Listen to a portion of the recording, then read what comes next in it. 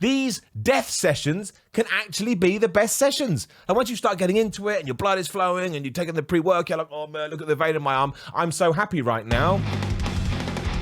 Time, middle of the board, a-hole here, and I have decided that Saturday is now officially list day. We used to do loads of lists back in the day, but sometimes you want to move forward and sometimes you want to improve things, but you don't want to let things die. So I have now deemed that Sunday is dumb day and dumb day is fun day and fun day is reaction day, and Saturday is list day.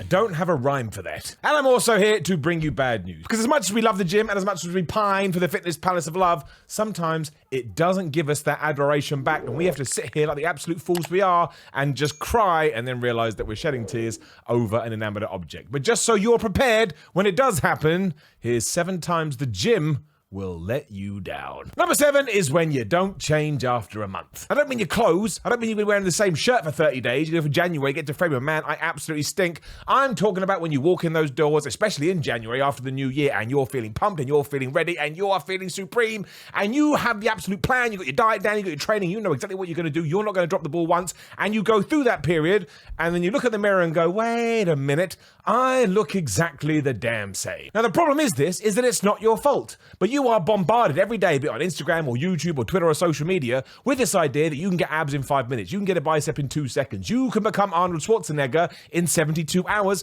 and none of it is absolutely true, so your expectations have already been ruined before you've walked in the damn place.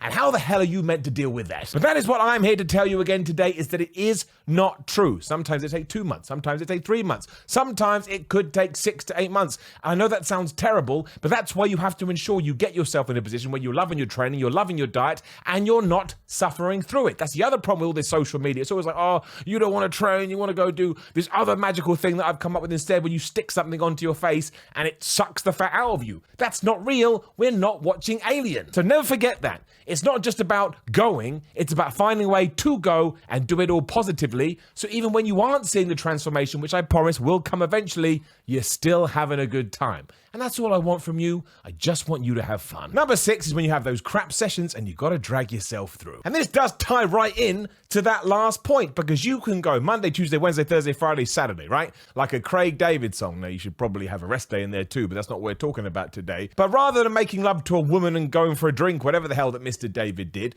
on Sunday, after 6 days of just having the time of your life, you wake up and you're like, man, I don't want to go to the gym today. Now, actually, if you did do this, it's probably because you've overtrained. But let's imagine you haven't overtrained. These things just happen because your brain in your head is a very strange entity and it can just make up its mind, ironically, on a whim. But do not forget, when that does happen and you feel like you've just been slapped in the face for having an argument, even though it is with the gym, make sure you go, but mentally just tell yourself, where I usually go for 90 minutes, today I'm just going to go for 45, because one of 2 things will happen. One, you'll do that 45 minutes and you'll go home, you think, oh, well, thank goodness I did go. But more likely, you'll get to 45 minutes, realize you're not finished, want to get your routine in, and you'll do the 1 hour and a half. And on some occasions, these death sessions can actually be the best sessions. And once you start getting into it and your blood is flowing and you're taking the pre-workout, you're like, oh man, look at the vein in my arm. I'm so happy right now. You are just having a rollicking good time. And I don't understand. I suppose it is like if you've had an argument with your girlfriend, but then your favorite film comes on. By the end of the movie, you've kind of forgotten about the row and everybody's just happy. Number 5, everybody else in the gym. And it's not fair for me to say everybody else in the gym, but when this one annoying person does come along, you not only feel let down in the fitness palace of love, but you feel let down by humankind, right? You really do, because they'll be grunting and they'll be losing their weights all over the place. In the 2021 world, they will take the COVID-19 spray and keep it for themselves, thinking that somebody made it for them. It's like, no, you absolute numpty. That's for everybody else, and they stink and they're sweaty and they're trying to steal your weights. They will come up to you and say, lift hard or lift hard. You're like, you don't even know what I'm lifting for, you absolute chump. And this person, even though usually it's just one person, can drive you so mad you want to quit the gym altogether. He's the reason that some people don't go to the gym in the first place. I had some crumb on my lip and I didn't even care. But I can't stand it. I can't stand it. Why can't people just go to the gym and exist within their own space and, like I say, have a good time? Why do you have to impose your will on anybody else? All you're doing is this. We use Joe the fitness mascot mascot t-shirts coming soon. Look, that's weightlifting. It's just not a very heavy weight. That's it. Anybody can do it. It doesn't make you special. It doesn't make you king of the world. No one's looking at your biceps apart from maybe me going, man, your biceps are so great. And the person that's doing it is never in good shape anyway. So it's not like you can give them a free pass and go, well, you do look like an absolute king of muscles. No, they look like some kind of jabron. Number 4 is the toilet. Maybe I'm just picking the wrong gyms, but sometimes you go into these loos and it's like walking into a chemical plant, right? It absolutely stinks, which is even worse at the moment, again, because of everything going on in the world. But what is wrong with people that go to the gym? I understand that we're eating a lot of protein, right? I get it. A lot of things are going on deep down in the tum-tum. But I've been going to the gym for a long-ass time, and it's rare to walk into a bathroom and actually feel like, hey, I want to do my business here, especially showers. If I was going to give you one piece of advice about going to the gym, it would be always shower at home. Always. It's like they've never been scrubbed, they've never been cleaned, and like the person that goes in there only has his one wash a year and decided to take all the goo on their body and just kind of slime it all over the world. Slimer from the Ghostbusters is more hygienic than some people that try and get in shape, which makes no sense. Health and fitness. What's the key word? Say it together. Health. And that comes down to making you clean.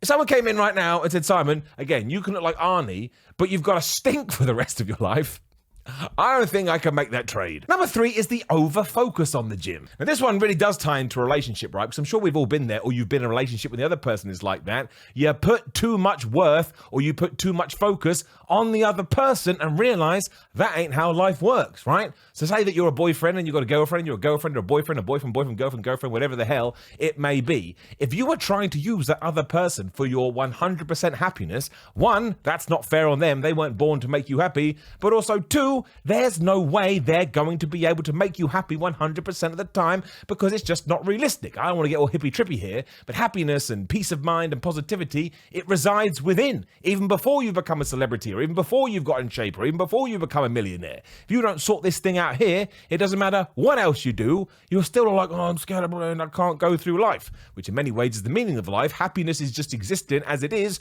and you have to figure out a way to unlock it. But we've all done it. I've done it. Throughout my 20s, I was way too over-focused on the gym, way too stressed about getting my calories in, way too stressed about missing sessions and doing all of these things, and that doesn't work. You need to be strict, and you need to be intense, and you need to be dedicated. But if you become obsessed, I suppose, it just ruins you. And I get it. I used to wear a t-shirt. I hate myself for doing this. It said obsessed, and it was like a dictionary entry. And underneath it said, a word used by the lazy to describe the dedicated. Absolute bullshit. No, it's not. If you take anything too far, you're going to run yourself into the ground. That's gym. That's a relationship. That's your job. How many people do you hear on your deathbed going, I worked too many days? Everyone. Number 2 is just the lack of machines or weights. Now, maybe this is just more focused on my current gym, and I don't mind really because I can go somewhere else should I so choose.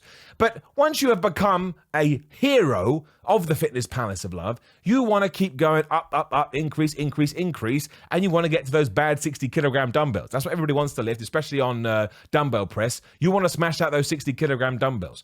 But if they don't have 60-kilogram dumbbells, what the hell are you going to do? And this is the same with machines, especially hammer strength machines. Oh my gosh, this doesn't really apply to my American friends because you've got this down and you have hammer strength machines aplenty. But over here in the UK, we're lucky if we get one of every single piece of equipment. So if the gym is busy, and all gyms over here get busy, it's like flipping queuing up for a nightclub, you just can't use it. And then trying to actually plan the time to jump on it, the cables are the worst. Why does gyms over here in the UK only have one set of cables? You try and time it perfectly. Well, if I finish this exercise here, the cables are free, I can just sort of shift on in and get it. But you never do, because you have 32 other people also going, well, if I finish this thing, I can shift myself and use the cables.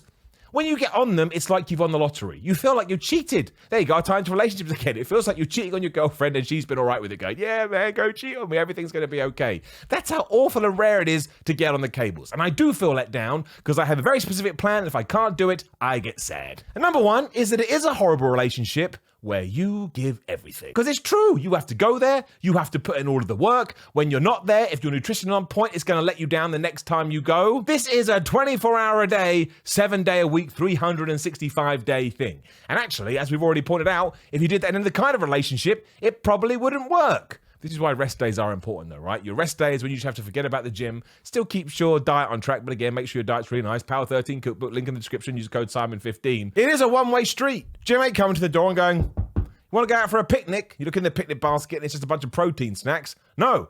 Every single part of the effort when it comes to exercise rests on your shoulders, which is why, just to tie into what we said at the start, that's why you've got to find ways to enjoy it. If you love roller coasters, you ain't ever gone to a theme park, man, I can't believe I'm here, it absolutely sucks, because you love them. If you hate them, you are walking around going, can't believe him, absolutely sucks. Don't be the sucks guy, it sounds weird, in the gym. Be the guy that's the happiest person ever, and then all of this will be okay, because you will want to give your being to the place we call the gym. Although I don't. I call it the Fitness Palace of Love, and there is Fitness Palace of Love t-shirts coming soon. Now, please do leave a comment below and like the video, share the video, and subscribe. Click the bell ding ding so you know when videos are going live. There is on the video right there. Why don't you give it a click? Already mentioned the Power 13 cookbook. Come support me on Patreon, patreon.com/Simon316. Add Simon316 on Instagram and Twitter, simonmiller.bigcartel.com. Jail the Fitness Mascot t-shirts coming soon. Fitness Palace of Love t-shirts coming soon. I'm very happy with the designs. If you can support me that way, it always rocks. Otherwise, you take care of yourself, and I'll see you soon.